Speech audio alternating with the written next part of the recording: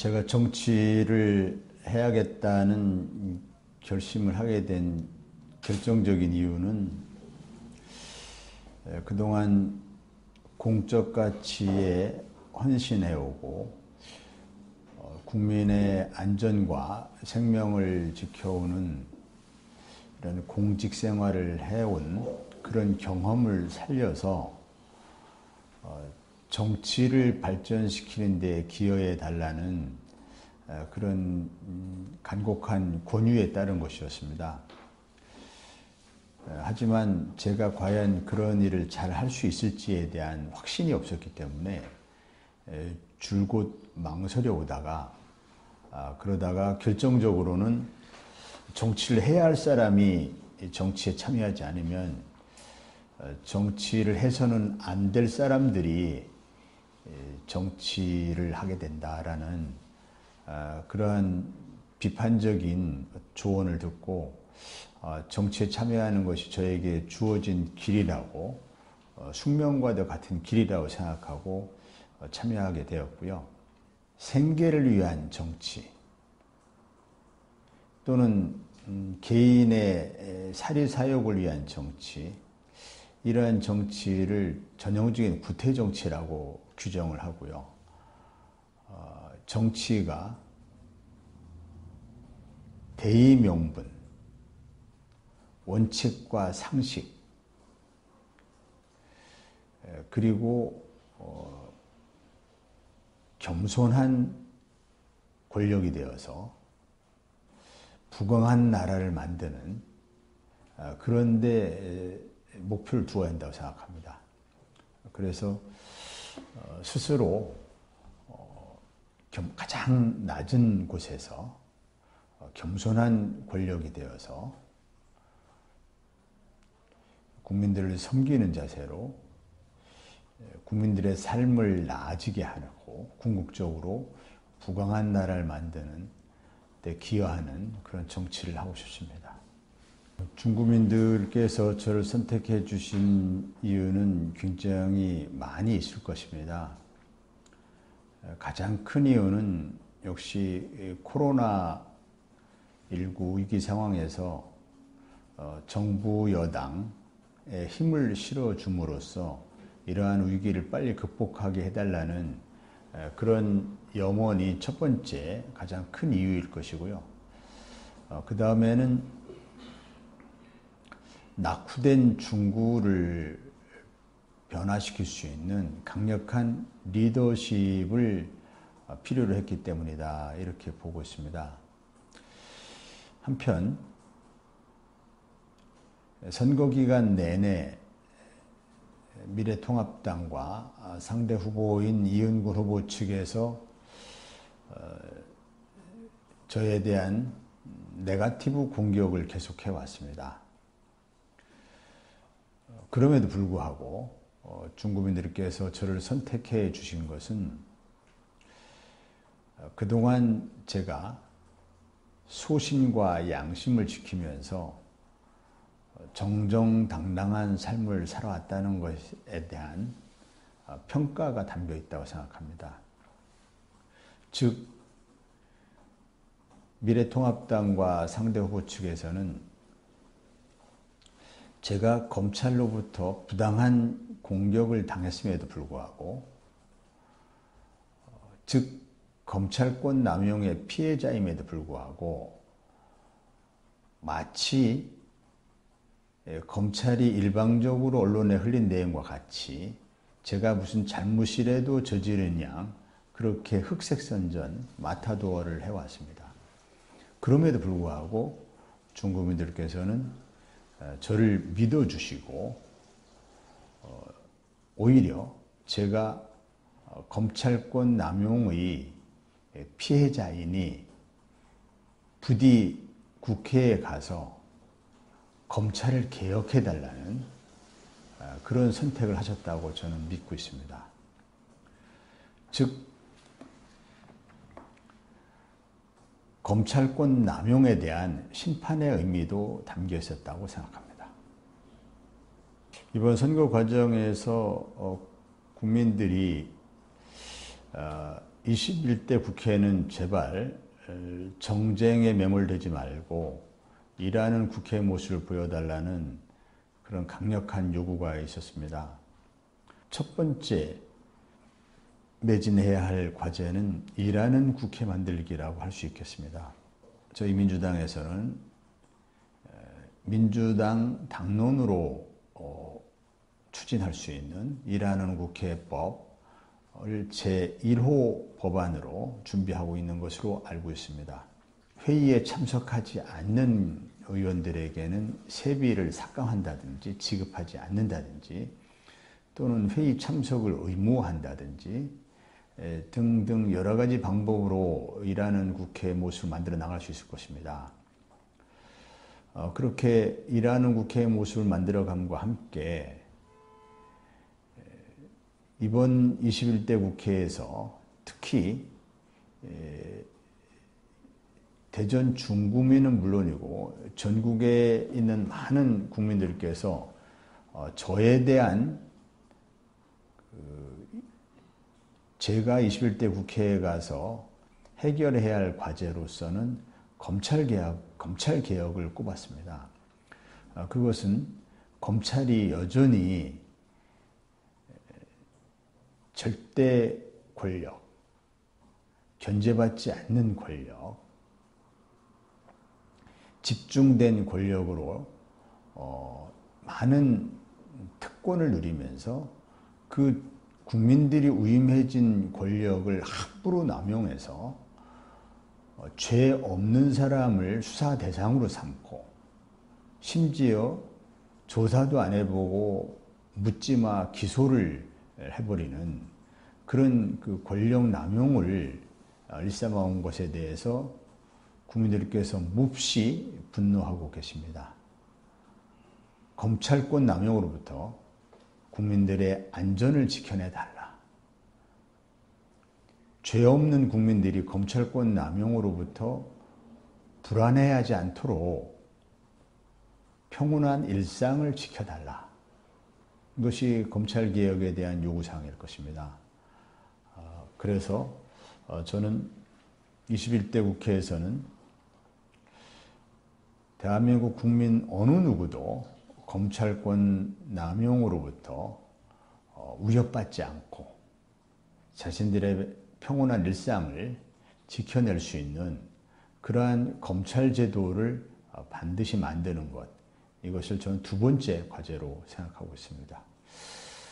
세 번째 과제는 나라 입장에서 보면은 경제 부흥이고요.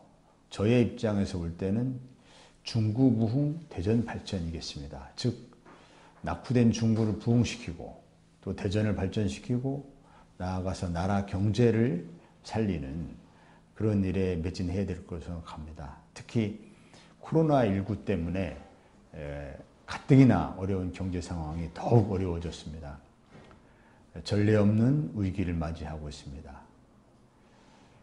이러한 코로나19에 따른 경제 위기의 극복, 경제의 회복, 경제의 부흥, 이것이 21대 국회에 주어진 가장 큰 숙제 중에 하나라고 생각합니다.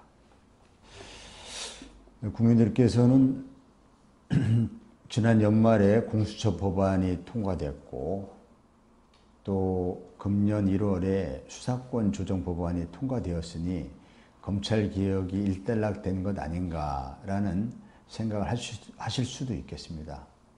또 어떤 분들께서는 검찰개혁의 본질이 검찰의 중립성을 확보하는 것 아닌가 이렇게 생각하시는 분도 계실 것입니다.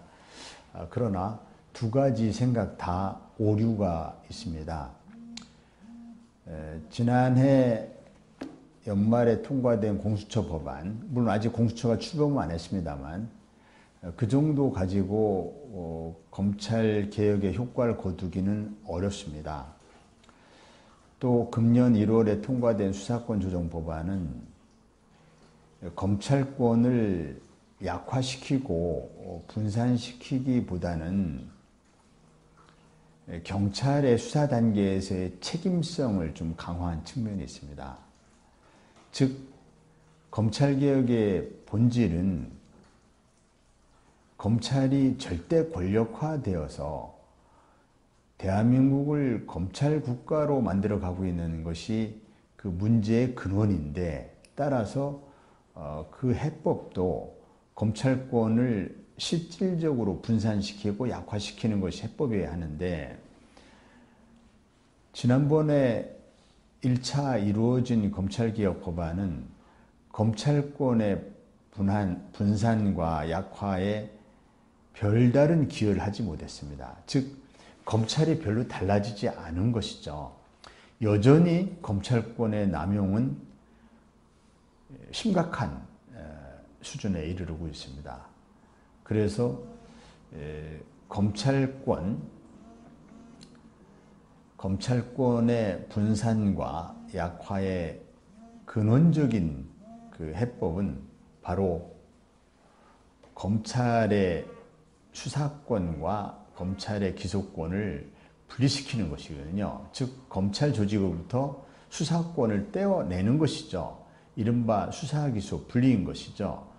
검찰의 직접 수사권을 완전히 폐지하는 그런 수준으로 수사권 조정이 이루어져야 그때 비로소 검찰개혁이 이루어졌다, 이렇게 말할 수 있을 것입니다. 그래서 검찰개혁을 저는 아직 미완의 과제라고 생각하고 있고 21대 국회에서 반드시 추진해야 될 핵심 과제라고 생각하고 있습니다. 유권자들과의 약속이죠. 선거 과정에서 유권자분들께서는 일하는 국회를 만들어 달라, 검찰을 반드시 개혁해 달라, 낙후된 중구를 부흥시켜 달라, 이 세 가지 요구사항을 저에게 전달하셨습니다. 일하는 국회를 만드는 것은 모든 300명 국회의원 모두의 책무일 것이고, 또 자신의 지역구를 발전시키는 것도 모든 국회의원의 공통된 과제일 것입니다. 그렇지만 검찰개혁은 제가 감당해야 하고 또 제가 전문성을 가지고 가장 잘 해낼 수 있는 분야입니다.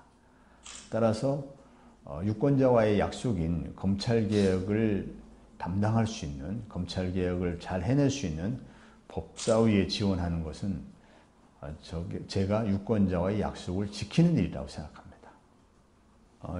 경직 문제는 사실 전례가 없다 보니까 좀 호기심의 대상이 될 수는 있지만 그것이 그렇게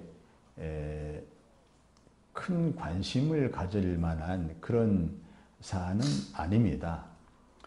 왜냐하면 저는 공직선거법과 선거관리위원회 유권 해석에 따라서 후보의 자격을 심사받아서 후보의 자격을 취득했고, 또 선거 과정에서도 합법적인 후보의 자격으로 선거를 완주했고, 그리고 선거가 끝난 후 당선되어서 선거관리위원회로부터 당선증을 주고받았죠. 이제 내일이면 임기가 개시됩니다. 이제 국회의원으로서의 임기가 시작되는 것인데요. 이른바 겸직 논란은 국회의원의 임기 시작에 아무런 영향을 주지 못하는 사안입니다. 다만 우리나라 국회법에 임기 개시 전에 휴직 또는 사직해야 한다라고 규정하고 있기 때문에 그 국회법의 취지에 따라서 휴직 또는 사직 처분이 이루어질 것이고요. 이러한 논란이 쉽게 해결되지 않는 것은 입법의 미비라고 보고 있습니다. 이것은 학자들의 견해인데요. 학자들의 견해로 이것은 입법의 미비이기 때문에 향후 법률의 보완을 통해서 좀 더 논란 없이 해결할 수 있는 그 방법을 찾아야 하지만, 현재 입법의 미비인 상황에서 그 휴직 또는 사직의 방법을 못 찾는 건 아니다. 그래서 휴직 또는 사직의 방법을 찾을 수는 있대 논란의 여지가 없이 명쾌하게 해법을 찾기 위해서는 입법의 미비를 해결해야 한다라는 것이 학자들의 공통된 의견이고요. 그것은 이후에 향후의 입법의 과제일 뿐이지 지금 저의 문제가 입법의 미비 때문에 혼란을 겪을 사안은 아닌 것이죠. 그 다음에 또 근본적으로는 이것이 전부 검찰의 무리한 수사와 무리한 기소에 따른 것이었기 때문에 상식과 순리에 입각해서 판단해 보면 검찰의 무리한 수사와 무리한 기소에 따른 피선거권이 침해받는 일은 있어서는 안 된다는 것이죠. 그래서 피선거권이 침해되어서도 안 되고 또 당선인의 임기 개시 전에 사표 수리가 제한되는 그러한 법령의 문제는 이제 입법상의 미비이기 때문에 향후 입법의 문제를 해결해야 될 그런 문제라고 생각합니다. 국민들로부터 불신과 혐오의 대상이 된 낡은 정치와 결별할 것입니다. 원칙과 상식에 맞지 않음에도 불구하고 개인의 사리사욕과 탐욕에 눈이 멀어서 정치를 혼탁하게 만드는 그런 구태 정치를 이제 정치판에서 사라지게 해야 한다고 생각합니다. 저는 정치에 대한 국민들의 불신과 혐오를 걷어내고 품격 있는 정치, 원칙과 상식이 통하는 정치를 만들 것입니다. 그래서 정직한 정치인이 될 것이고 소신과 양심을 지키는 정치인이 될 것이고 그리고 유권자인 국민들의 목소리에 귀를 기울이는 그러한 공감하는 정치, 유권자들과 공감, 진지한 자세로 경청함으로써 공감을 하는 그런 정치인이 될 것이고 또 중국민들에게 희망의 메시지를 전달할 수 있는 희망의 정치인이 될 것입니다. 정직한 정치인, 소신과 양심을 지키는 정치인, 공감의 정치, 희망의 정치로 유권자에게 보답하는 정치인이 될 것입니다.